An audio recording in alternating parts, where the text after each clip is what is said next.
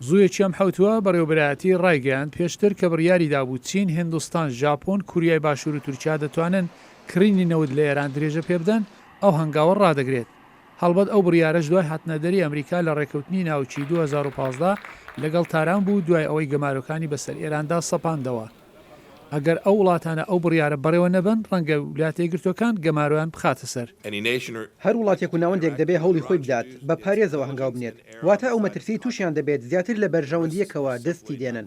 هەندێک توێژێنەر دەڵێن بەڕێوەبەراتی ترامپ لە هەڵوێزگرتن بەرامبەر بە نایارەکان گەلێک جاران ڕوو لە گەمارۆکەکانی یەکلایەنە دەکات تا ئەوەی هاوبەندی پێک بێنێت کە گوشار بۆ سەر وڵاتی دیاریکراو بێنێن تا ڕەفتاری خۆی بگۆڕێت.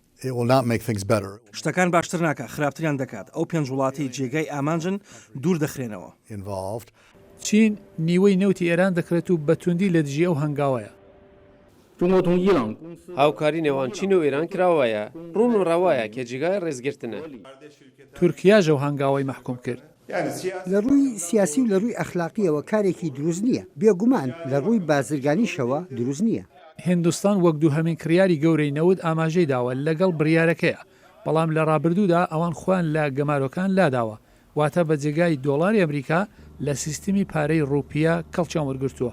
ئەو وڵاتانی ئەو بڕیارە جێبەجێ ناکەن دەتوانن وتوێش بکەن یان تۆڵە بستێننەوە، چونکە کۆمپانیەکانی تایبەتی بازرگانی دارایی بەڕێوە دەبن، دەتوانن فێڵی تێدا بکەن.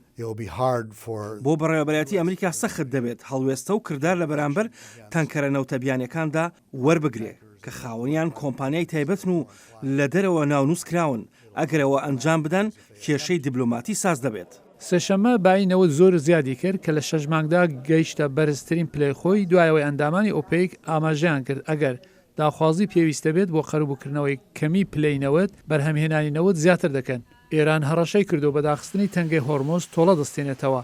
ئەمریکا گوتوێتی پێشی ئێران دەگرێت گەربی هەوێت ئەو ڕێگات دابخات کە یەک لە 5 بەشی نەوتی جیهان بۆ بازرگانی پێیدا دەڕات.